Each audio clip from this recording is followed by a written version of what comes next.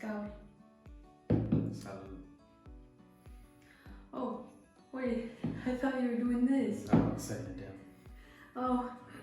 Welcome back, everybody, to another episode of the LD World. Episode. Yeah, it's episode 2. Yes, 2 for 2023. Today we're going to share with you guys a little story of an encounter that we had here in Barcelona and just kind of talk about that and discuss what happened and how we handled the situation. It's something that we never expected. Yeah. Like, I never expected this to happen here in Barcelona. I was completely caught off guard, unprepared. Whenever we tell this story, we will be using nationalities just to kind of dive a little bit deeper into the story. It's a true story. It's what actually happened. We don't mean this to offend anybody, but in order to kind of get the grasp of the whole story, we have to tell it like it is. So we just want to put that out there before we continue. But you guys know what to do before we get started. Go ahead and give us a big thumbs up on the video if you like it. Subscribe to our channel. We'd love to have you a part of the family. We'd love to have you a part of the family. And turn on that notification bell so you can be alerted on when we post. Yeah. And let's get right into the story. So go ahead and kick us off. So, I think we were coming from a walk with Rudy. I don't know if we were picking up Little Caesars or if we were... No, we definitely didn't have a box of pizza because that would have messed up the entire day. Okay, so we were coming from, I think, letting Rudy off the leash. So we were just walking around Barcelona. And then we were walking this narrow street. All of a sudden, It was a main street too. Yeah, well, we So were many coming people. out of the narrow street. Yeah. And then I hear a dude behind me saying something. I didn't hear what he said. He like came really, really close to me. Like he was touching me. Not like touching me, but his arm was like, he was that close. I didn't really understand him, so I believe he was from, I don't know where he was from, but It seemed like he was, from his accent, it seemed like he was from somewhere in Africa. It was the middle of the day in the summer, so the road was really, really crowded. So for somebody to be that close to her, it's not unexpected. Yeah, and because the it was thing a busy part of the street in the middle of the day. And the funny thing is, I really thought I maybe knew him. That was how, and you thought I knew him. That's why you were like just waiting like until I said something. But so yeah, he was just saying something to me, and then the only thing I picked out from what he was saying was black and white. Yeah. And I didn't understand anything else. He just kept talking and kept like, yeah, I didn't understand. And then you heard. Yeah, and at that moment, I turned around because I realized what was going on. I thought you knew him, so I was smiling. I was like, oh, I'm waiting for her to introduce me.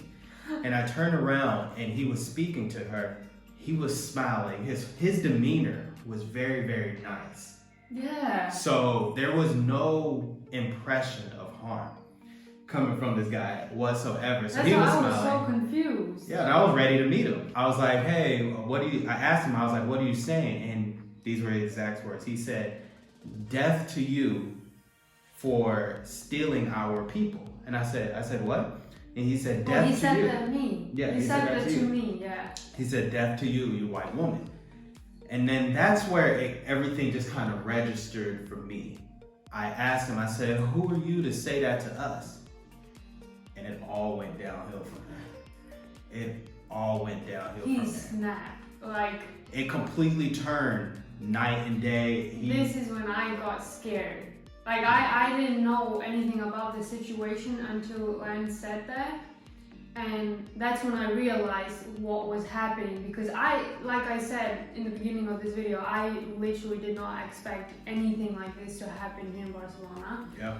So I wasn't expecting it. So when I realized what was going on, like he changed so quickly when he said that. It was so unexpected and so quick. He was smiling for a second and he completely He just like walked up to you. Like... Yeah, he said, who am I? He parked his scooter. He walked up and he pushed me. He physically pushed me. And that's when I had to go. and that didn't really sit too well with me. That's when I came in and I saw that he was getting angry, or like Lance was getting upset, and he was, I don't know what was going on. So I had to I was looking at Lance and I was like, calm down, just chill, don't do anything. And the dude just kept like, he was just gonna go. Yeah, he kept coming at us. Yeah. So I told Dua, I literally told Dua, He was going at Lance. I was in the middle. I was trying to make Lance not do anything back. We ended up actually having to, I was like, go into the pharmacy, because I really thought he was gonna like, I don't know, start a fight with you. We got into the situation to where I told Dua to hold my stuff because I didn't know what was gonna happen and I was getting ready to respond. So I told Dua to hold my stuff and I got ready to, if this guy was gonna come at us, I was got ready to get ready for it. At that point, he was just yelling.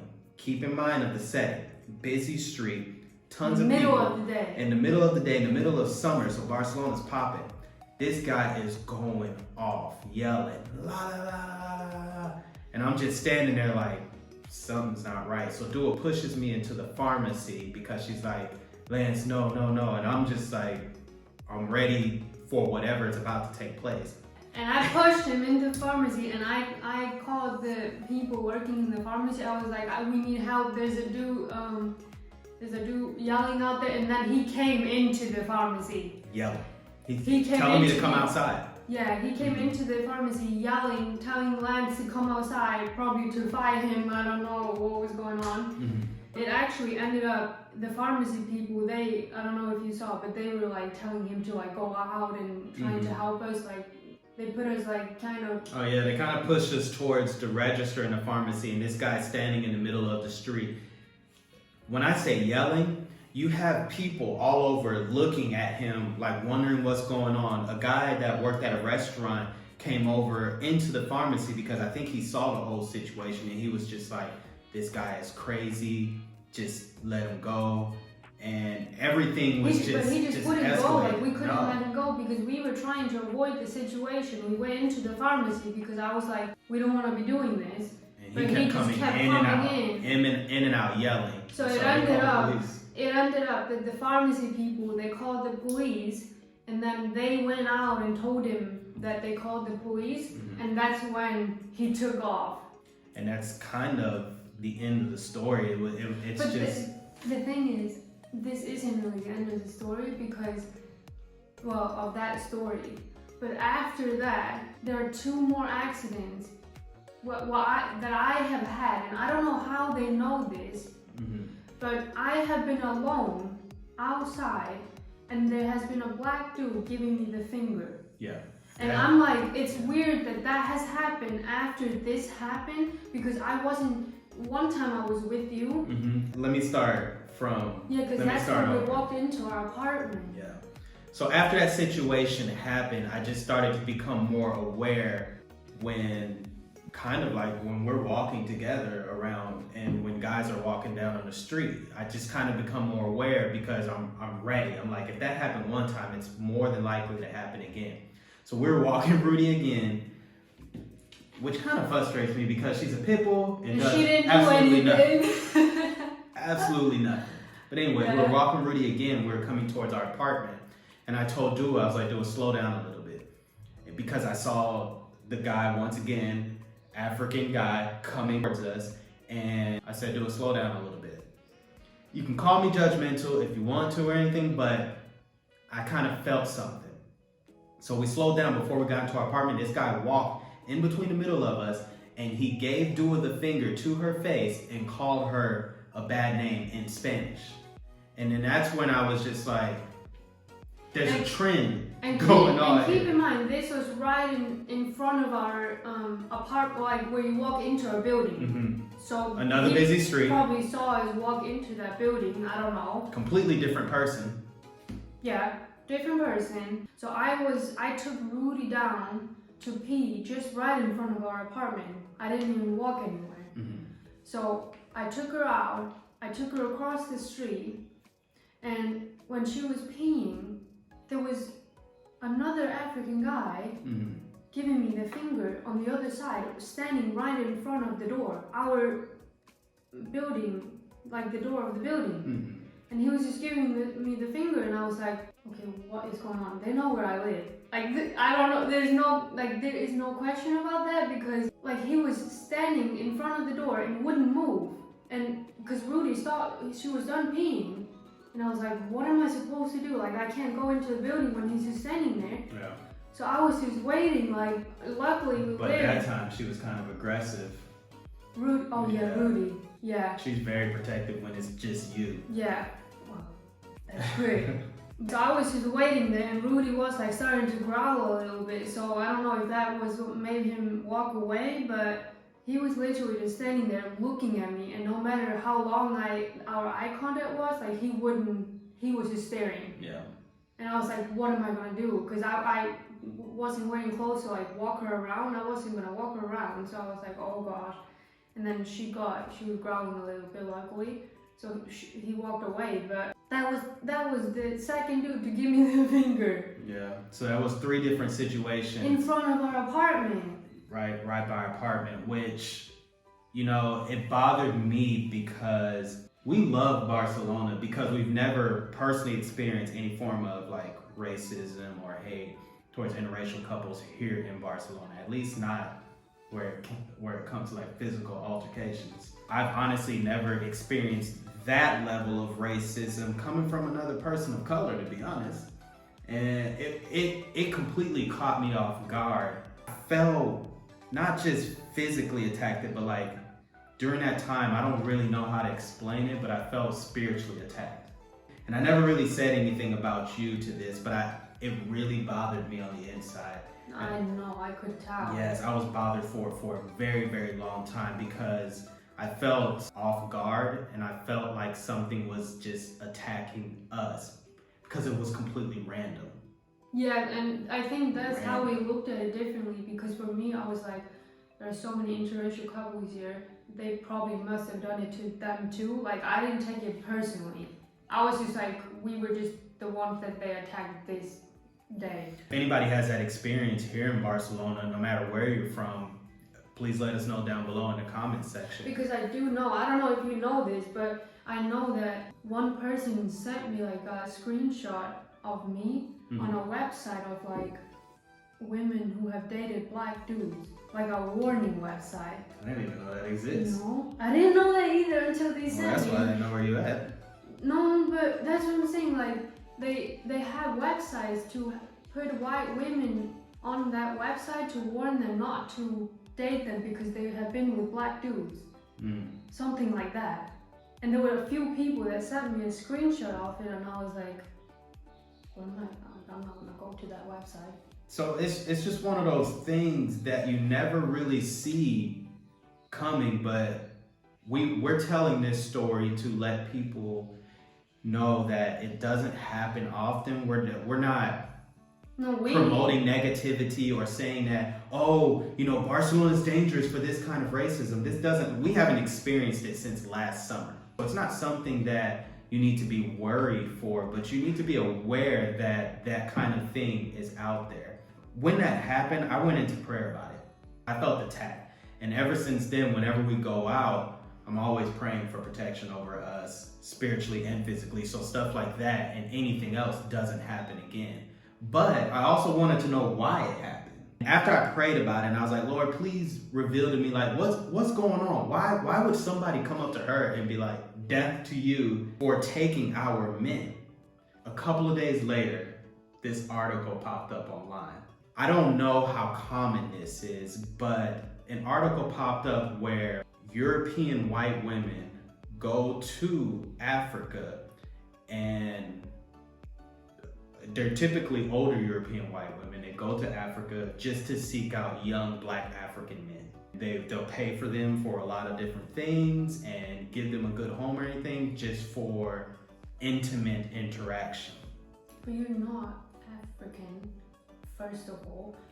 I've had people assume I would not say that you're not an old white woman. You're not. That's what I thought. I've seen it around Barcelona. I know, and you can usually tell, like, if the woman is a lot older and then they have these black men with them, but it's like, I don't see how you can't really mix that with us. Like, I don't think you can. But I don't think you can, but I think from certain situations, just the whole idea of it is offensive. Not saying that what happened to us was okay, But I found that out, and that's what made me realize like this is probably, it could be a problem to them. Yeah, of course. Yeah. I understand that. Like I don't agree with people buying other people. I didn't know that was a thing. I didn't know that either. You know, and when I read that article, I started to see it more often around Barcelona. Not necessarily seeing it as a bad thing, but I see it, and it's like that's probably why what was said to us was said. But the thing is, like, even him, like, it doesn't give him the right to say that, even to those people who do that. So it doesn't give anybody the right to come up and say that to anybody. Yeah. But you can. But that's probably maybe the reason behind. Exactly. That's why what he did what he did. That's what I'm trying to say. Justify it. So it helps me understand the reasoning behind what happened. Yeah. But we just want to make it known that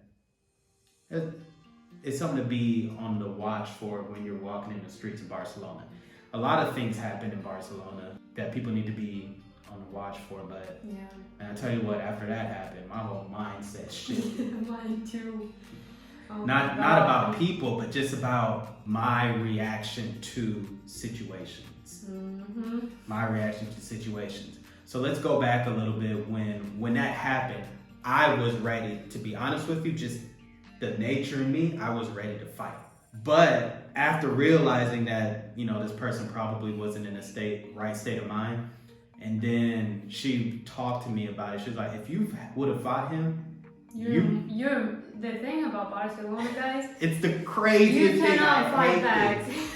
I hate this about Barcelona. You cannot defend yourself here. No, because he would have been in more trouble, literally. The guy had an electric scooter. He probably would have gotten away from the police. I probably would have gotten arrested just for defending myself. You see that often if somebody gets jumped or robbed here in Barcelona, you can't. Even if you pepper spray, you're the one. Like if I had pepper spray Mm-hmm. and I would pepper spray someone, it's illegal, obviously. So I would get in trouble. Like you literally can't. Because I saw that someone got robbed the other day. They had a knife, and they stabbed the person. Like didn't kill them, Yeah. but they stabbed them in the foot or something, so they couldn't run away. And then that person ended up getting in trouble for it. The other person was robbing everything. So I knew that. So as soon as that happened, I was like, alright, we're gonna be in more trouble if you do something. Yes. Wherever we're at, I don't think you should ever fight. I don't think that's gonna fix the problem. It never will. Like, you have to be the better person and just... I think there's a time and place for everything. If it causes for it, it causes for it, but you have to think before you act. That's what I'm learning, is to think before I act, because if I did get in a physical altercation with that guy, one, I would have looked really stupid fighting somebody in the middle of the street. Two, I would have put her... ended up on TikTok. Yeah, and then I would have put her... filming you. Do it in danger. And best thing to do, especially because people... It's to train your pit and have them fight for you. No, they will take your pit bull. Yeah, that you really can't defend yourself. But I've seen... take the pit bull. I've seen people, you see, there's homeless people here, there's people who are just angry, riding around on scooters, just yelling at people for no reason whatsoever. They're just yelling, calling them bad names in Spanish and all kinds of things. And the only thing that you can do is ignore them.